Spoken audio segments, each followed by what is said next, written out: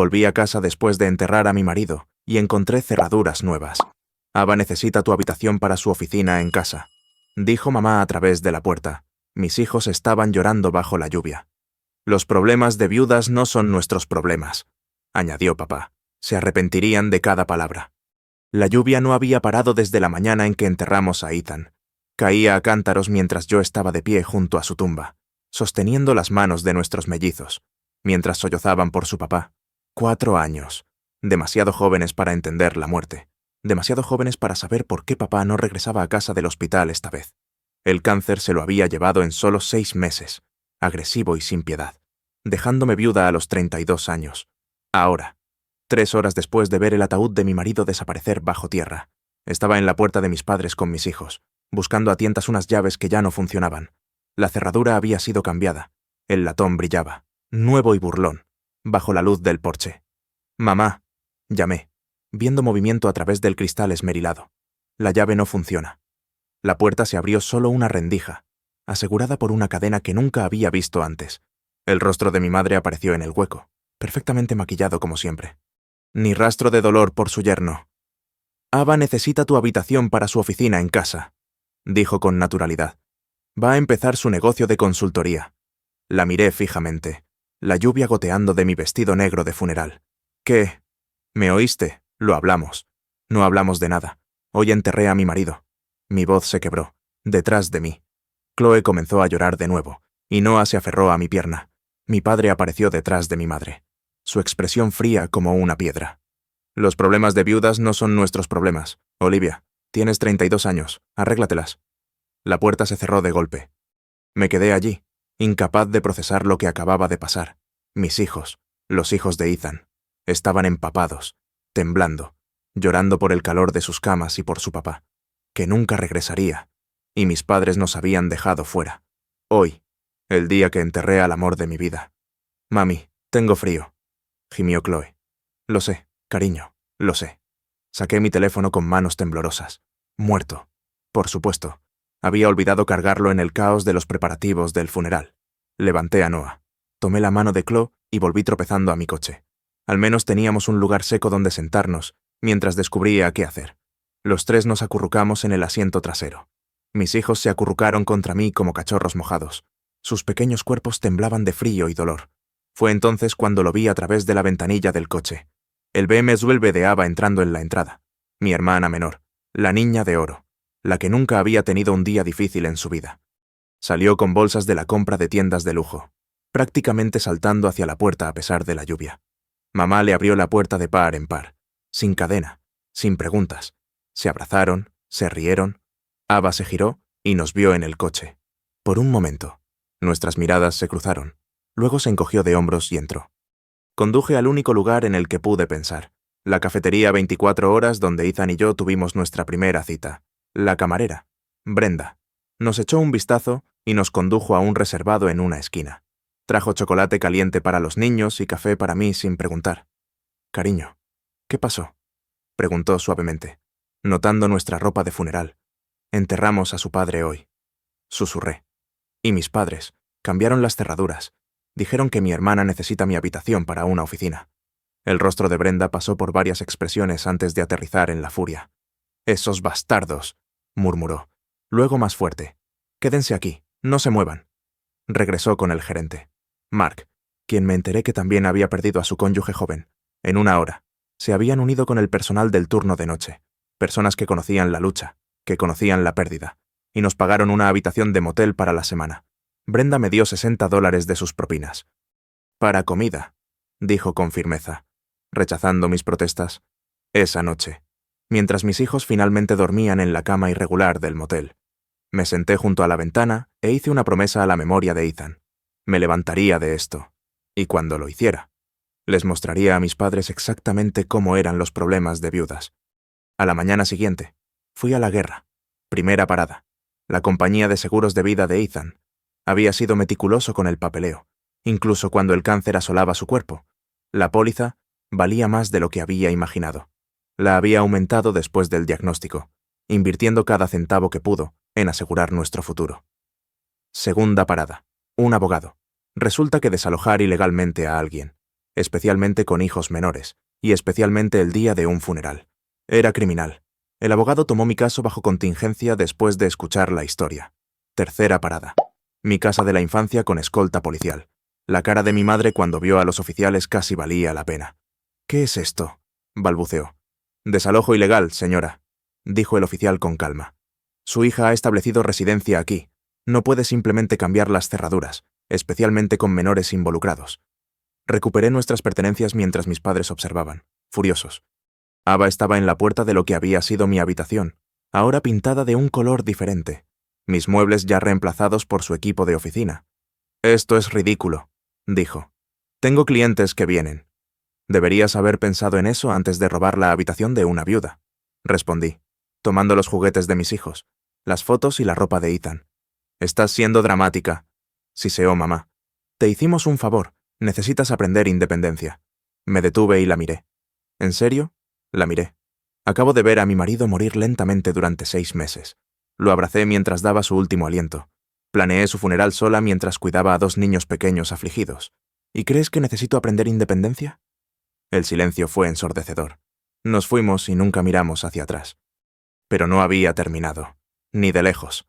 Verás, lo que mi familia no sabía era que Ethan había sido un desarrollador de tecnología. Uno muy bueno. Y en sus últimas semanas, cuando aún podía escribir, había construido algo. Un proyecto que llamó Para Olivia. Era una aplicación de cuidado infantil que conectaba a padres solteros con niñeras verificadas y asequibles en tiempo real.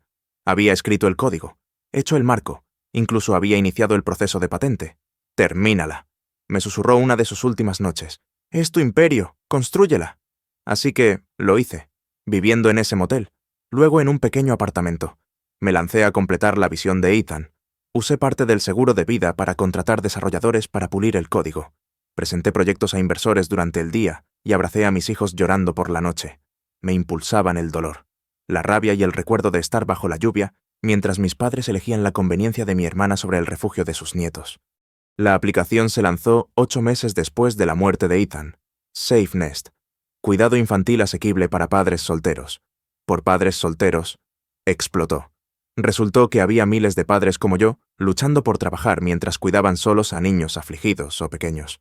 Llenamos un vacío que nadie más había notado. Año 1, 50.000 usuarios. Año 2, expansión nacional. Año 3, ofertas de adquisición que rechacé. El negocio de consultoría de Ava. Mientras tanto, fracasó en 6 meses. Resulta que los clientes no aprecian a los consultores que se jactan de robar las habitaciones de las viudas. Alguien, definitivamente no yo, se había asegurado de que sus posibles clientes supieran exactamente qué tipo de persona estaban contratando. Las redes sociales tienen una larga memoria. La mejor parte llegó 3 años después de esa noche lluviosa. Mis padres, ahora de 70 y tantos años, se pusieron en contacto. Mamá se había caído. Necesitaba cuidados. Ava no podía ayudar. Estaba en la ruina, viviendo con su último novio. La pensión de papá no era suficiente para la atención domiciliaria. Pidieron reunirse en un restaurante. Llevé a mis hijos, ahora de 7 años, prosperando a pesar de su pérdida temprana. Nos sentamos frente a las personas que nos habían dejado fuera el peor día de nuestras vidas. «Necesitamos ayuda», dijo mamá sin preámbulos. «Interesante», respondí. «Yo también necesité ayuda una vez. ¿Recuerdan?» «Eso fue diferente», comenzó papá. «Tienes razón», lo interrumpí. Yo era una joven viuda con 2 niños pequeños traumatizados que acababan de enterrar a su padre. Ustedes solo son viejos y pobres, completamente diferente. ¿Eran sus padres? La voz de mamá tembló. Lo fueron, corregí. Ustedes fueron mis padres. Hasta que miraron a sus nietos, los hijos de Ethan, llorando bajo la lluvia, y nos dijeron que los problemas de viudas no eran sus problemas. Ava llegó tarde, deslizándose en el asiento con la desesperación escrita en su rostro. La ropa de diseñador había desaparecido, reemplazada por imitaciones. La confianza también había desaparecido. «Olivia, por favor», comenzó. «Necesito de vuelta tu espacio de oficina». Pregunté dulcemente. «Lo siento, ahora vive alguien más allí. Una viuda con 3 hijos. Compré la casa cuando mamá y papá no pagaron la hipoteca. Sus caras se pusieron blancas. La había comprado a través de una LLC. Lo mantuve en secreto. Habían estado recibiendo avisos de desalojo de una compañía de administración de propiedades, sin saber que yo era la dueña. «¿Compraste nuestra casa?», susurró papá. «¿Mi casa ahora?» «Y sí, los estoy desalojando», Resulta que los problemas de viudas pueden convertirse en sus problemas después de todo. ¿A dónde iremos? La voz de mamá era pequeña. Saqué un folleto y lo deslicé por la mesa. Viviendas asistidas Golden Years. Es adecuada, no es de lujo, pero tendrán un techo. He pagado por 6 meses. ¿6 meses? Exclamó Ava. ¿Y luego qué? Entonces se las arreglan. Son adultos. Aprendan independencia. Me puse de pie para irme, pero me di la vuelta. Ah, y esa noche lluviosa, cuando cambiaron las cerraduras, mis hijos todavía tienen pesadillas. Pensaron que estaban siendo castigados por llorar en el funeral de su papá. Noah todavía pregunta si la abuela y el abuelo lo odian porque papá murió. Mamá comenzó a llorar. Papá intentó tomar mi mano, pero me alejé. Lo habría compartido todo con ustedes. Dije en voz baja. El éxito, el dinero, la alegría de ver el sueño de Ethan ayudar a miles de familias. Todo lo que tenían que hacer era abrir la puerta. En cambio, me enseñaron que la familia no significa nada si te abandona en tu peor momento. Los dejamos allí en ese reservado con un folleto para una residencia asistida económica y el conocimiento de que su crueldad había dado a luz un imperio del que nunca serían parte. Los niños y yo fuimos a casa, a nuestra nueva casa, no la que les había comprado a escondidas, sino una hermosa colonial en un barrio mejor. Sus habitaciones estaban llenas de fotos de Ethan, juguetes y la seguridad de saber que nunca más serían dejados fuera. Esa noche. Chloe preguntó, ¿por qué ya no vemos a la abuela y al abuelo? La abracé. Porque a veces, cariño, la gente te muestra quiénes son realmente cuando más los necesitas. Y aprendimos que la abuela y el abuelo solo aman a las personas que no tienen problemas. Pero todos tienen problemas, dijo Noah sabiamente. Exacto, cariño, exacto. 2 meses después, me enteré por familiares lejanos que mis padres y Ava vivían en la residencia asistida. Ava trabajaba con salario mínimo en un centro de llamadas. Mis padres pasaban sus días quejándose de hijos ingratos. Los demás residentes los evitaban. Mientras tanto, SafeNest acababa de superar los 2 millones de usuarios.